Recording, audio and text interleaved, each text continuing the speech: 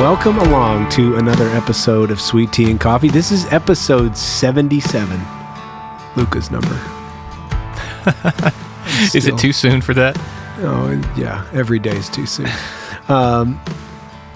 Blake, tell me a story about snakes.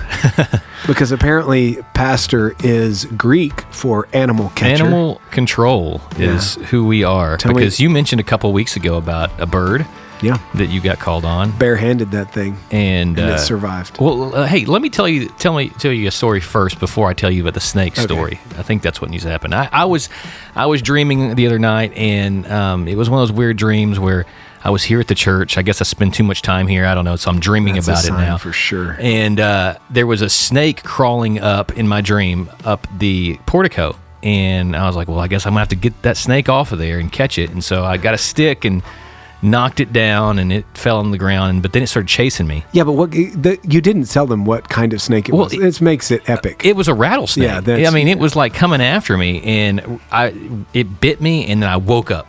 And I was like, oh man, that was a terrible dream, because I hate snakes. I mean, you may have heard in the last one of the previous episode with Andy, I hate snakes. Anyway, the day I got home from church and was eating my lunch on the back porch, just enjoying a beautiful day, and I get a call from John James, and he says, I need to know what to do. And I'm like, about what? And he said, there's a snake that is in the girls' AB house.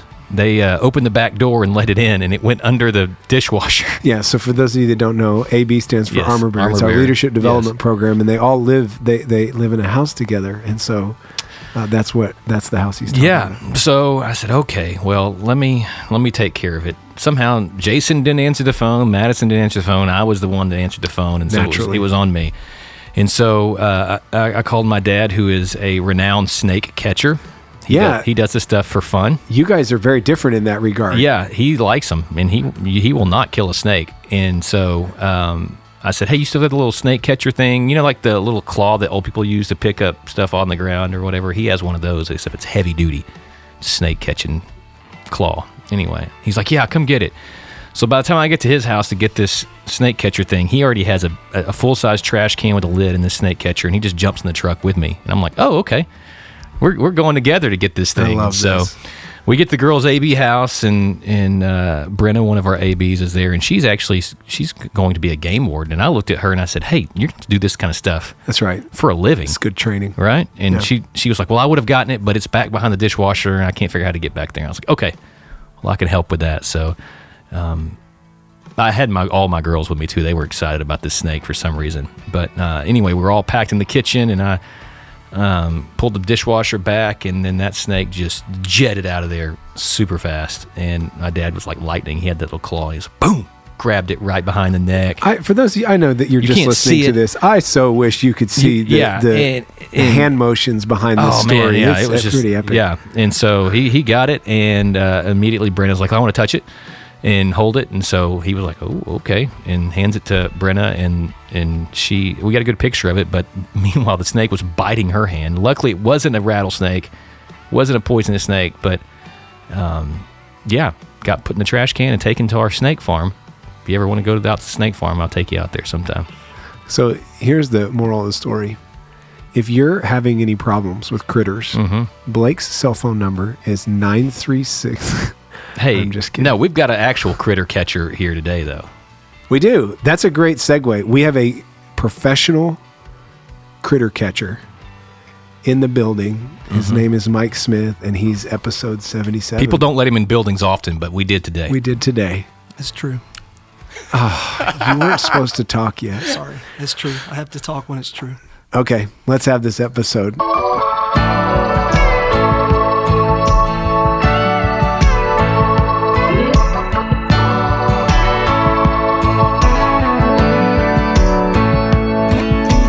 Okay, so as we said, we've got Mike Smith in the building, who's already introduced himself before he was might be the first guest ever to do that, to break protocol. Specific instructions. I like to do things differently. That's right. That's right. So let me we're going to get to this, but just as a teaser to the episode, I've just got a list of things that I wrote down that I could think of that Mike's done.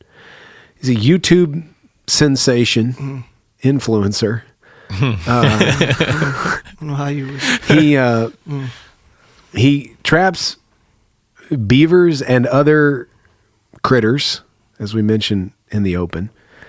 He's a teacher, Yep. real estate agent, New real estate agent, fish trap entrepreneur, principal, Yeah. web marketing specialist. That Didn't you do some bodybuilding at some point in time I too? did. I was bodybuilder? about that. I was on the P90X infomercial. There we go. Yeah. No, you weren't. I was 2011. Yeah. That's a real story. Yeah. Yeah. I got to fly out to Las Vegas and do the green screen interview. It was pretty sweet. So, yeah. That was better than I expected. Shut Yeah. it down. Just shut it down. We're Don't a go minute look for 20 in. Nobody go look for that. Shut it down. Okay, but we got to start. We got to start with where you land on sweet tea and coffee. You have a coffee routine. You have a favorite coffee, favorite sweet tea. Pick one or the other. Like, just what's your where do you land on that? Man, I just like, if I'm out, if I'm not home, just straight black coffee. If I'm home, Jessica buys the foo-foo stuff you put in it, so I'll mix some hazelnut in it. But out and about, just straight black coffee. Okay. Well, that's good. That's Blake always gets mad when I say it, but score one for the coffee team. I mean, it's not a competition. That's He not keeps that I'm saying getting that. mad. He keeps but- saying that. It's because Yeah. he's losing. Okay. So I just mentioned a bunch of different things. We should have started with P90X, and maybe Yeah. we should just only talk about that. But everything I mentioned, where does it all begin? Take us to the origin story. Where are you from? Where'd you grow up? What was life like growing up? I mean, how did all of those things come about? What was the seed of all of that? Give us the Mike Smith origin story. Man, I'll be honest, I have no idea. It's I was born right here, East Texas, born in Lufkin. Lived in Redland between Lufkin and Nacogdoches till I was about 9 or something around there. Then my mom and dad separated. We ended up moving to Houston and to live in Clear Lake, right south of Houston. So I graduated from Clear Lake High School, and then the moment I graduated high school, I came back to East Texas and didn't leave. I just I don't do big cities very well, and Clear Lake was huge. And so I came back, and that's kind of where I've been ever since. I had no idea that you graduated from Clear Lake. I mean, you and I have been friends for a long time, and Ashley graduated from Friendswood. That's where Oh, she wow. grew up, right across the highway from there. Yeah, So- yeah. We used to run against them in track. I know. Okay. Yeah. So you were 9 when you moved to Houston, you said? I was 11. We moved. Okay. I guess my parents separated when I was 9, and then when I was 11, we moved to Clear Lake. Okay. Yeah. Okay. Big transition from East Texas. Well, to I was gonna ask you. I mean, do you remember what that transition? I mean, there's a lot going on in your life at that time. Parents separating and then moving like that. I mean, imagine that's a pretty disorienting transition. It was. The only thing I really remember from that period was wondering, like, how the school would operate. And I told my mom, I'll just follow the kids from one class to the next. And she's like, it doesn't work like that, baby. You're going to have to learn where the classes are and then follow the schedule and all this. So it was a totally different experience. But, it took me a couple of weeks, and it was fine. Okay. Yeah. Okay. Now, so you just wanted to be back in East Texas? You kind of had your sights set on that? Oh, absolutely. I mean, I wouldn't say set on it. I would say at my deepest insight, I hunt and fish and love the outdoors. Like, it's just, I don't know. It just brings me peace to be outside, and too much concrete and too many people make me anxious. And so, the moment I went to SFA, came back, went to SFA, and just wanted to stay here. And so I decided Nacogdoches was the place, and stayed here ever since. So. What did you study at SFA? What was your journey there like? It was interesting. Started out in coaching and education. I decided that I wanted to make more money than that, so I went into geology. Whoa. Okay. Yeah. Why did you make? I mean, that I don't see the connection. Help me connect the dots. There's not much. So let me back up. I was never a good student in high school, and I wasn't a good student probably my first year of college. The only class the only science class that I was ever good at was a chemistry class, and the only reason that was because the guy was a former, I guess, construction worker, and we would like go shoot skeet and stuff together, and so he just made it like real simple. And so I was like, all right, chemistry's good, and chemistry led kind of to geology, and then geology, I was really good at geology. That was the only thing that really clicked for me. So I did geology, and then stayed there and got a master's in natural science and geology as well, and then. Then it was decision time. Either go back to Houston or Dallas and live in a city and work in oil and gas, or stay here. And so I ended up in education. So I got an expensive education I really don't use, but I ended up working at Nacogdoches High School and just staying here in East Texas. I like to fish and hunt way too much to be gone, 30 days at a time, living in a trailer in the middle of nowhere. So that's interesting. You started out kind of in the education world. Right. Left it, Exactly. and then ended up back in that very place. That's it. You mentioned your teacher, the one Steinbuck. Yeah. Steinbuck, yeah. Do you think that had any? I've heard people say. I heard people that go into education and are passionate about education say that most of the time there is some connection. Somebody in their past who was an educator had a big influence on their life. Was he that?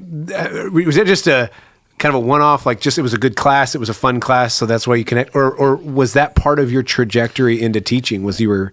Man, absolutely not. It was. I mean, he was a great guy. I could not tell you any of my elementary teachers. I don't know one elementary teacher that I remember.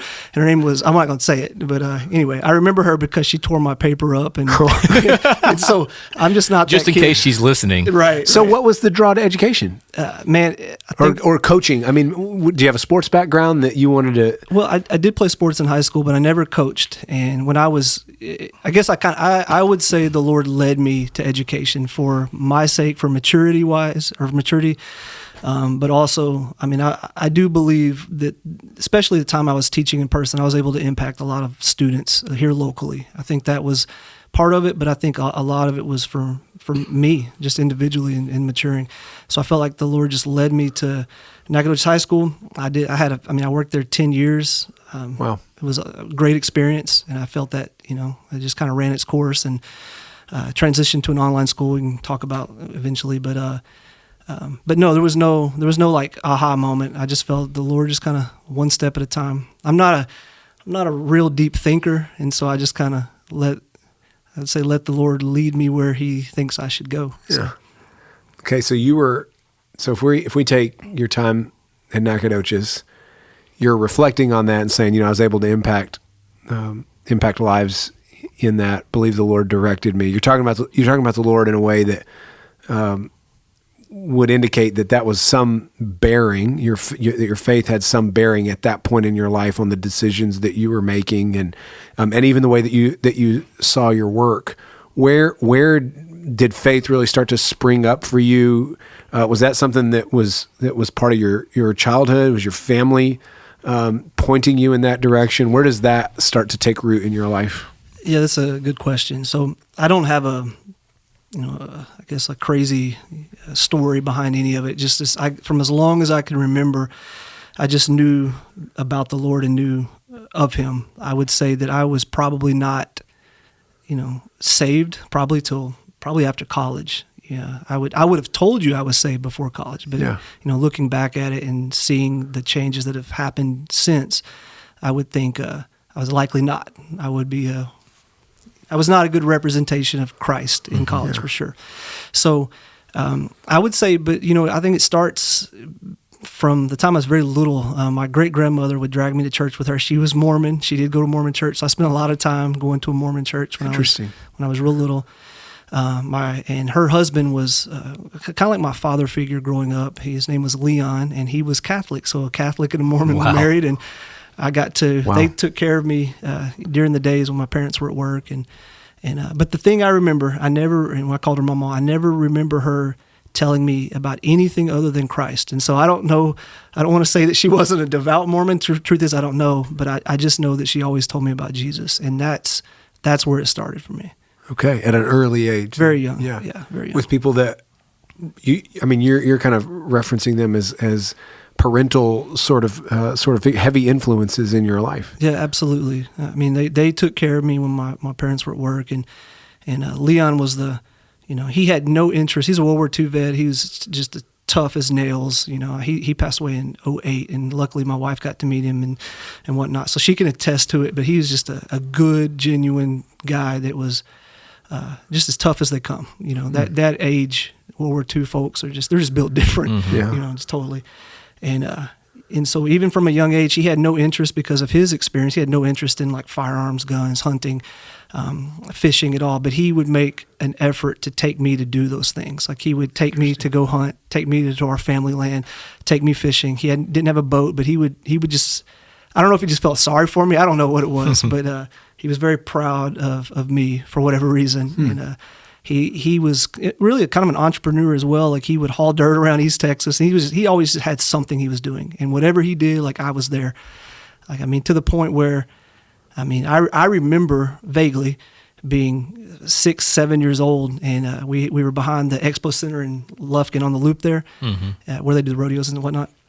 And we were hauling some dirt back there, and he was too lazy to drive the tractor to the gate and then go back and walk to the dump truck. So he just threw me in the dump truck, threw it in first gear, and said, when you get to the gate, slam on the brakes and stall it out. So here I am at like 6, 7 years old, driving this dump truck behind there and stalling it out when we got to the gate. And so that was my grandpa. He was different times. He was a great influence on my life, though, but different time for sure. Yeah.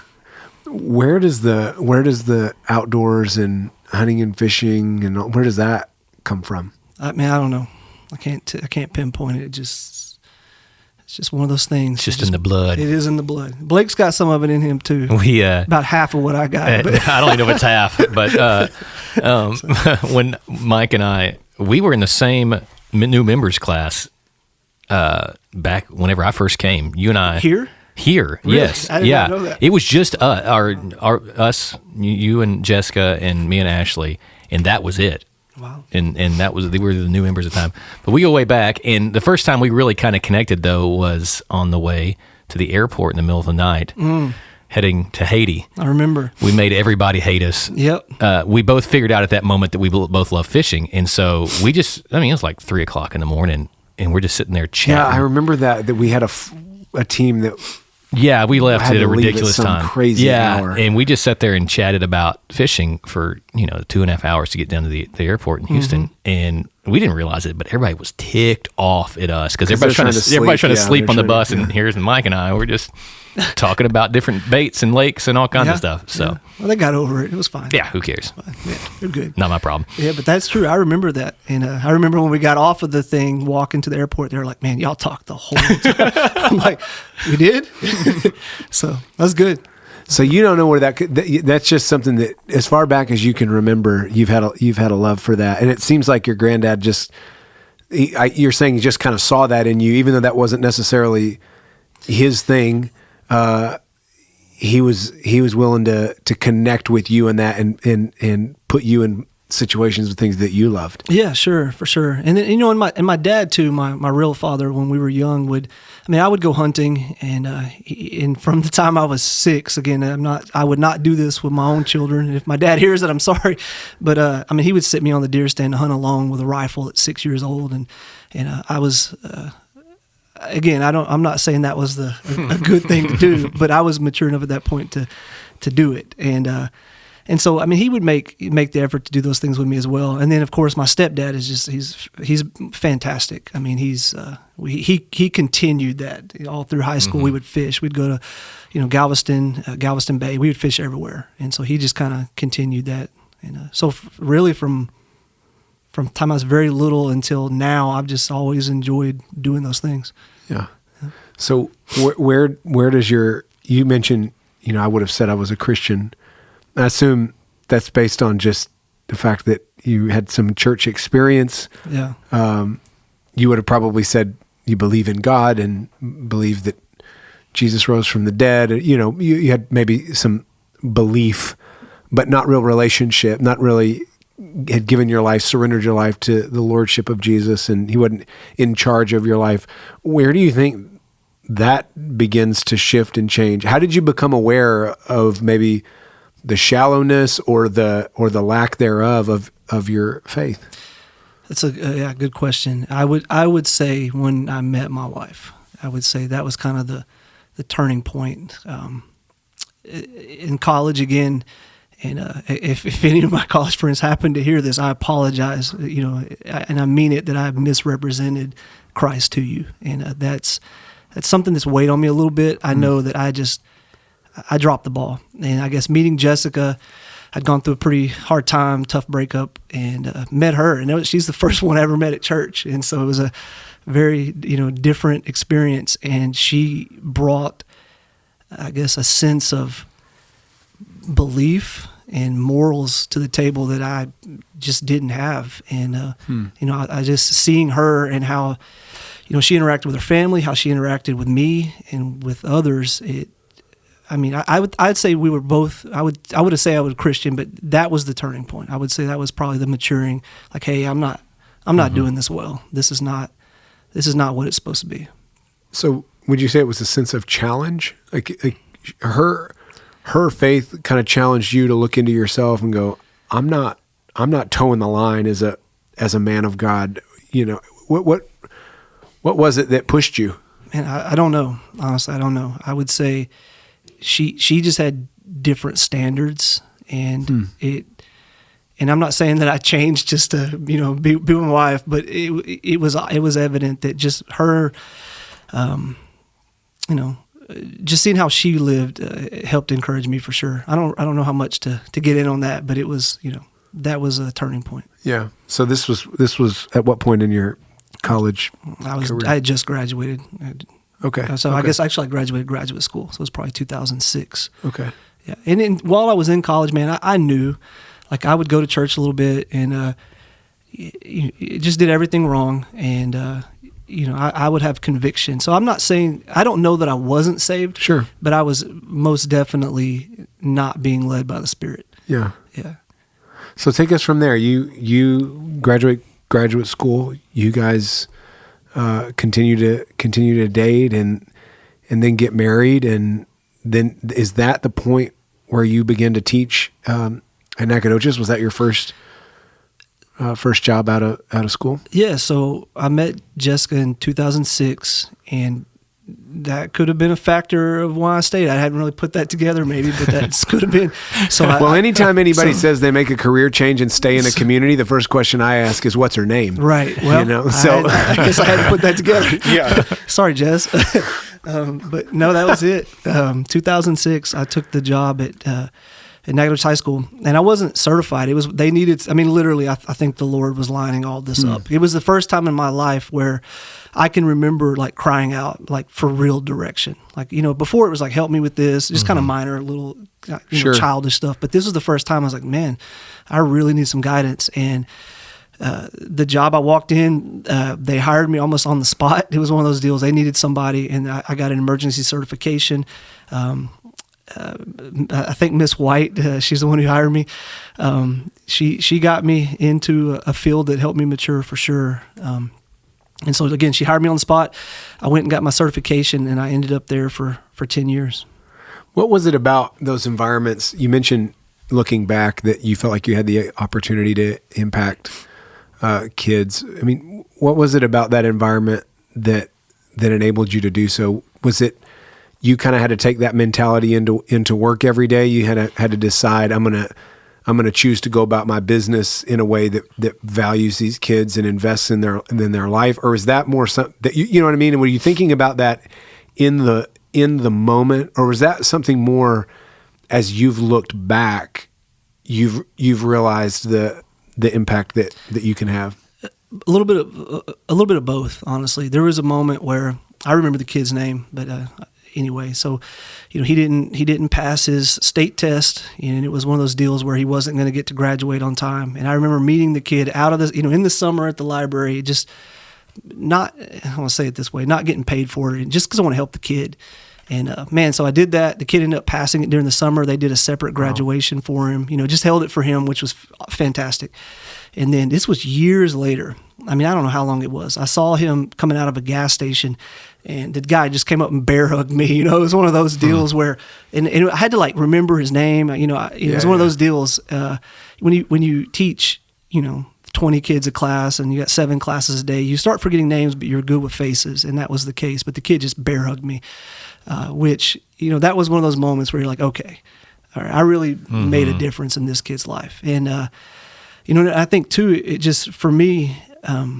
I'm not saying I was a fantastic teacher or anything. There's a lot I did not know. I had really good help because I taught all science, like chemistry and physics. And so some of the guys I worked with were really patient with teaching me so I could relay it. The thing I could do well was to dumb it down. And if I could relate it and I could make sense of it, then all the kids. So my kids did really well. They tend to do well in the state test, well in class. And I think it was because I didn't teach it at a level that I taught it at a level that I could understand. If that makes sense. Yeah. I'm curious. One of the things I've shared before about my own family is as I look back on the way I was raised, man, I would have told you as a young kid, mom and dad are like incredible followers of Jesus, like just the best Christians that I would have said, I would have raved about that. As I got older and started to dig into their story a little bit, you have that dynamic as it shifts with your parents. I remember just learning that when I was a kid, they were brand new believers and it was a mess and they were trying to figure it out. They were wrestling with God on how do we live in a surrendered way to you and be married and do kids and, all of the things that are coming with that. Yeah. Just such a learning curve. What do you remember about those earliest years of marriage and even family? As you're kind of in that place, you're not that long away from a point in time where you really started to take your faith seriously. I mean, that happens at grad school and then into your first job. What were some of the tension points in that in how to be a man of God in the situation, as an adult, as a man, married, and do you remember kind of what some of those early tension points would have been? I don't remember what the tension points would have been. I do remember, and Jessica will attest to this as well, but the first few years were tough. I mean, we were just, I'm not saying we fought all the time or anything, but I wasn't mature. Still not. I mean, I'm growing. My wife's always perfectly mature. Yeah. Write that down. For the record. For the record, right. So no, I mean, I don't remember anything, any specific thing that would be, I guess contention between us or anything, but I just immaturity probably, selfishness, immaturity, and just, I guess, maybe a lack of really understanding who Christ wanted me to be. Yeah. What were some of the things that were helpful to you in growing during that time? Church, for sure. I mean, just church, for sure. Getting plugged in, getting some connections, having people that are, either my age or a little bit older to talk to, and seeing how they're doing life. All of that was a huge help.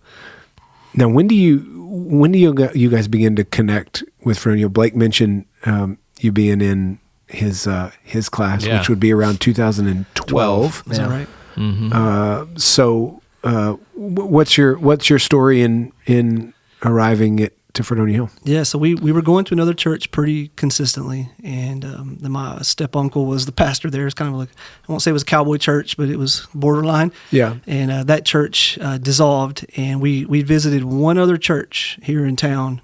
Didn't really connect there, and then came here, and I mean, literally the moment we walked in the door, it was like, oh, this is where we should be. Interesting. I mean, it was that easy. I came in, and I'm not saying we had like a moment where actually the first day we were here, there's some ladies sitting in front of us, and we're talking and carrying on a little bit, but it just, the environment and then just the people, I guess, were, it just felt like home. I can't really tell you why. This just felt like where we should be.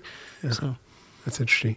Mike, one of the things that Blake and I have been talking about a lot, and your story is interesting. I'm curious your perspective, but talking a lot about just the formation of men, spiritual formation of men, the state that men seem to be in this day and age, the struggles that men are facing in a variety of different ways. Really trying to contend for just in general, what does it mean to even be a man in this cultural climate? But then if you take it beyond that and go, okay, when we talk about being a Christian man, that even adds a whole nother layer. Like, what does it really look like to be a man of God, to live that out? I'm curious in your story, and as you've kind of gone through that process of, you mentioned, taking your faith seriously in your graduate days, wrestling through, you use the word immaturity, but really growing up. I mean, that's in a sense, that's what we're all doing at that stage of our lives, especially as we get married, start families. There's a lot of growing up that happens there. What from your experience, do you think is critical, foundational, important for men to really prioritize in order to figure out what it looks like to be a man of God? I mean, what should men be thinking about? What should priorities be? What are those things that are absolutely critical in those formational moments? I think we got a lot of men that are probably listening to this that are in that stage of early marriage or taking their faith seriously. I mean, what would you say? Man, I would say, if I could go back, the thing that I would focus on most would be to know what the Bible says and to know how to apply it to your life. I would think having the Holy Spirit lead you, reading the Bible, and then getting plugged into a church, like those would be the biggest priorities I would make doing it again, even going through. I mean, we have a fantastic college age group here. I mean, and I'm jealous to an extent, because if I'd have done that, I'd have been a lot further along, sure, at this point. And so I think, that to me, that's it. I mean, I don't have the capacity or the ability to even know what it would be, or to know how to be a man outside of my relationship with Christ. Like there's no compass, there's no guidance, there's just carnal flesh leading the way, and it would be a wreck. I know who I am, and I know that I would wreck it in a heartbeat. And so I think, to me, being led by the Spirit and reading the Bible and getting plugged in, it's a good start. Yeah. I appreciate that. I want to change gears a little bit. I remember a time, I hope we just chat through this, but not too long ago, your mom had quite a battle with illness. Yeah. That as I remember talking through that with you and just hearing from you in that journey, it was really impactful. The strength that you saw from her and really seemed to, and I don't want to put words in your mouth here, so help me with the story, but it really seemed to challenge you on a deep level. Talk us through that journey, how watching her go through what she did and the impact that had on you, and give people kind of help orient people to the story, just kind of a synopsis of that, if you don't mind. Yeah. So my mom was diagnosed with, I guess the right word was pulmonary fibrosis. I mean, maybe there's a couple of different ones, but that's the big deal. And long story short, it's scarring on the lungs that just, you can't stop it. And so you get to a point where essentially you suffocate because you just can't get enough oxygen. And so after about she was diagnosed, and 3 years later, I mean, she's tethered to the oxygen machine, having to move around the house on this, and I mean, she's a strong woman too. So my mom, since from my child to now, she's obviously as we get older, we change, right? And so she's a totally different person than she was, and she's very strong-willed, and through this whole deal, I mean, just being able to watch her go through it, and she literally was at the spot where I'm trying not to fumble through this, but she was at the spot where, I mean, it was time where, if we can get the transplant, great, and if it's time to go home with the Lord, great. I mean, she was there, like, mentally. I mean, the day that we went into the we got the call we had 2 calls. I'm sorry, I'm trying to replay all this in my mind. Great. So, yeah, you're doing great. yeah, so we got one call to go to Houston. She got a call for a transplant. We were real excited. I went there. It turns out the lungs were bad. Like, for whatever reason, the doctor put hands on the lungs, and then it was the determining factor that there was something wrong with them. And so you can imagine the emotional letdown that was. Oh, man. Apparently that's not uncommon, but it seemed, we had waited, you wait for a long time, and you get to that point, and it's like, man, I'll never make it to the next one, is kind of what we're thinking, what she was thinking.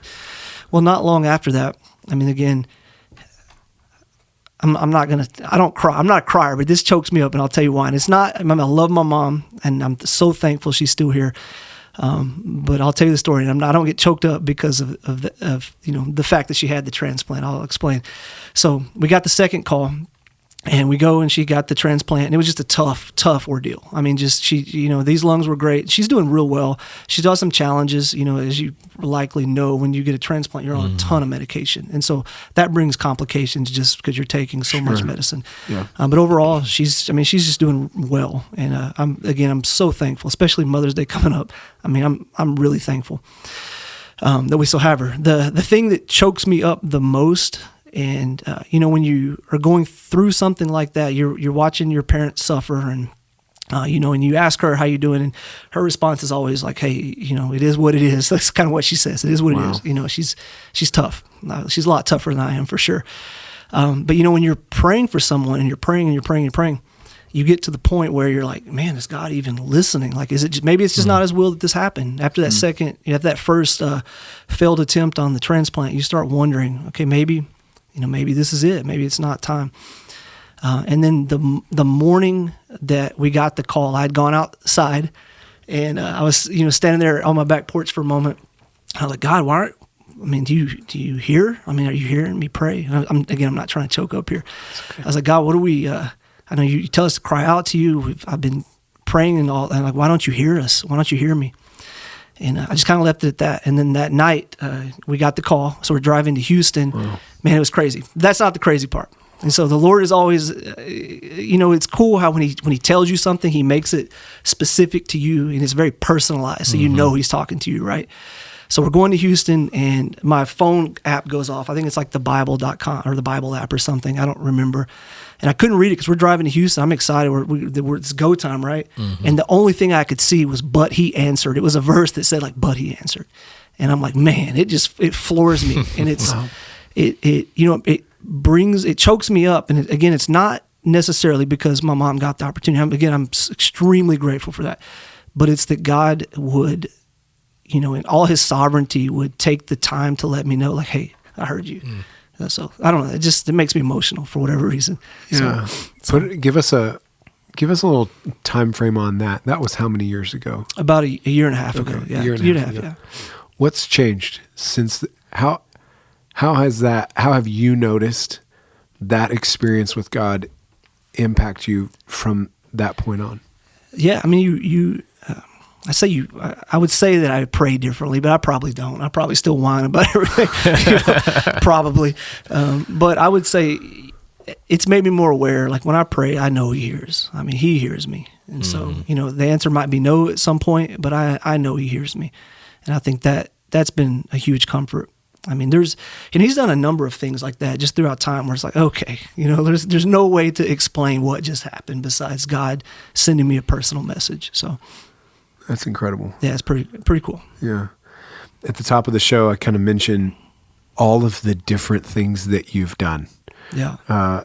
We talked about teaching a little bit, but seriously, everything I listed, some of the things I embellished a little, but everything's true. I don't know your YouTube level of influence, but not huge. about 4,500 subscribers, but more than mine. Yeah, I don't know. It's Blake and John. I'm curious because I think this is one of the things that everybody on some level encounters this, but I think particularly as men navigating times of change. Times when career shifts and changes, or when we grow, need to move from one thing to another.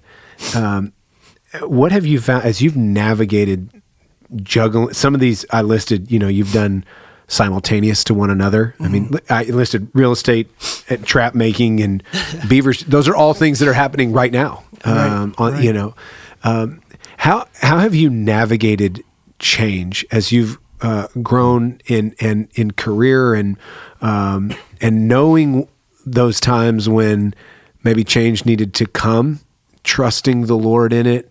What has that process been like for you? Has it been difficult? Has it been simple? Have you just kind of known maybe this is a direction to go, or just what have those change moments been like for you? Not easy, honestly. It's I was assistant principal for Texas Connections, which is the largest online school in Texas, and I mean, it was. I love the people working with. I mean, I love just everything about it, except for the fact that I was stuck at a computer 12 hours a day. Yeah. You know, it was wearing me down, and I was really impatient with my children, and I just didn't like who I was becoming. And I really thought, if I get to the end of my life and I don't even try something, do anything, like I'm gonna regret this. So, you know, and praying a lot, like, Lord, is it okay to leave this? I mean, I was really comfortable and kind of secure financially, and you know, again, I know any of that can go away at any moment, but in my mind, like, I was pretty stable, right? Mm-hmm. And you get, you get to thinking, like, well, how is this even going to look if I decide to change and do something else? And I start praying through it. And then one morning, there was a thing going around on Instagram where there was a hunter who, maybe you guys have seen it, where there was a hunter. He said, God, if you hear me, just let me he saw an eagle in a tree or something. He's like, have you seen this? I don't know, I've seen this. Well, he said, hey, Lord, if you just hear me, can you just let me get close to that eagle? And so he's taking the video, like, holding the camera up, and he pans over and the eagle lands on his shoulder, right? So it's like insane, right? And so anyway, so I'd seen that and I was like, man, this is cool. And for whatever reason around this time, I'm not a bird guy. So don't take me for this. I'm not a bird. You're not a falconer or whatever? I'm not a falconer. No, I'm definitely not. But the eagle just kept popping up all the time. And it was during that time. And then, that story, and there was others, and I would read scripture, and it was always eagle. And anyway, one morning I was reading before work, and I was praying through the world, just, am I able to even do this? And there was something along the lines of, don't quote me, I should have looked it up before it came, but it was like, rebuild your strength, and it was a psalm, it had eagle mixed into it. Again, I probably should have read that verse again before I was trying to quote it here. But I remember looking at it, and I was like, okay. At that point, you read something a dozen times and you read it the 13th time and it means something different to you, right? At that point, it was like, okay, the Lord just released me to try something else. And I don't know if it was one of those deals where I had begged enough and it was kind of like a King Saul moment where, like, give him what he wants, or if it was, let's do this, and you're going to have to trust me through it. And I'm feeling like it's the latter here, because it's been a season of hardship. I mean, it's just, when you go from being comfortable to having to pay some bills with savings, and, as a man if you're at the home and you're trying to take care of everything, it's stressful, right? And so I think the Lord has just used this time, though, to show me that he's in control of everything, and I really have nothing anyway. So, Mike, I'm going to press you a little bit on this, just because I think your experience there is common. I mean, I don't know any of us that, you get to a certain age and you have had to work through moments like that where you've had to discern next steps, and you've got responsibility. Oftentimes you've got responsibility for others. You want, especially you're talking about a family, you've got responsibility for a family. You want to honor the Lord in what you do. And yet you have a sense that change is necessary. I think for me, when I come to those times, there's also in the back of my mind a concern that I don't want to make change because I'm somehow discontented. I don't want selfish change to be the case. So how do we navigate those moments? What did it look like for you to try to discern God's voice in making that decision, and be practical too? Because I think sometimes we talk about this, but we don't really get into the details, and yet this is something that everybody at some time or another is gonna face on some level. So walk us through that. Just what did discerning God's voice in that look like? And then ultimately, most of us come to a point where we have to make a decision that is not full of certainty. We have to make a decision that has some level of risk involved. And how do you get to that place, just for you personally? What did that look like to discern God's voice, and then get to that place where you were ready to act, knowing the risk that was involved? Sure. I mean, I'm pretty analytical. Like I'm a data guy from just that's my nature. Yeah, it's good. And for me, it did not come fast. It was a lot of slow, reading, praying. Yeah. Probably hearing God say it sooner than I thought, and then just still like, did I really understand this? Probably second guessing more than I should, if I'm being honest. So for me, it was spending time in the Word. It was finding time to shut off the world where I could just sit and pray and read and not have the other distractions to, drown out what maybe I was learning. And then equally as important, I think, is having my wife praying through it as well, and and having her pour into the situation and just share what she's feeling and what she's seeing, because she's a pretty good thermostat on how I'm feeling and doing. There got to a point where she's like, "Hey, you're pretty short. You're not, I say nicely, you're not as kind as you need to be at times, and I see that it wasn't going well." Yeah. And so I think having her there, and really what I've learned though, and maybe I don't want to. Maybe I'm cautious to say this, but what I've learned is we have a lot of freedom as believers. Yeah. I feel like I could have made 100 different decisions, and as long as the Lord is the center of all of them, He's going to provide and take care of it. It's kind of what I'm learning at this point. I don't know that it would have mattered if I would have stayed, or if I'm doing what I'm doing now, or if I'd done something different. I think as long as Christ is the focus and you keep the priority, then He works it out. Mm-hmm. Yes. So now there are times where He says, "This is what you need to do." I get all that. Certainly. But in this case, I didn't feel that. And so then, what's it like as you begin to take? You've made that decision. I believe this is the direction I'm going to go. You've come to the decision point, and now you've got to start taking some action steps again with a measure of risk. Mm-hmm. What does that part of it look like? The actual taking of those steps into that thing that you've now formed conviction around. You've obviously garnered unity with your wife. This is something that you guys have come together on. Mm-hmm. Believe is the next step, and now you're taking that step. Because again, it's not elimination of risk. Right. There's risk involved. What does it look like for you as you begin to flesh that out? Yeah. So I guess first was looking at finances, like how do we do this? Yeah. How do we make this work? What can we get rid of? What can we limit and do less of? Energy drinks were not on the table. You asked about sweet tea or coffee. That's usually what Mike shows up with. Oh, we should have gone there. Okay. Yeah. But anyway, so we had to really look at our finances, kind of figure that piece out. And then it was a kind of I won't say a delayed obedience, because I'm not sure that would be the right way to describe it, but it was do I really need to, write this letter of resignation? And Jessica would come in and was like, "Have you written it?" Yeah. I'm like, "Not yet." I'm like, I was just dragging my feet. I don't know. Again, it was very comfortable. I'd still be where I'm at, and it was a good job, and people love me there. And I'm not saying that to brag, and that's not what I mean.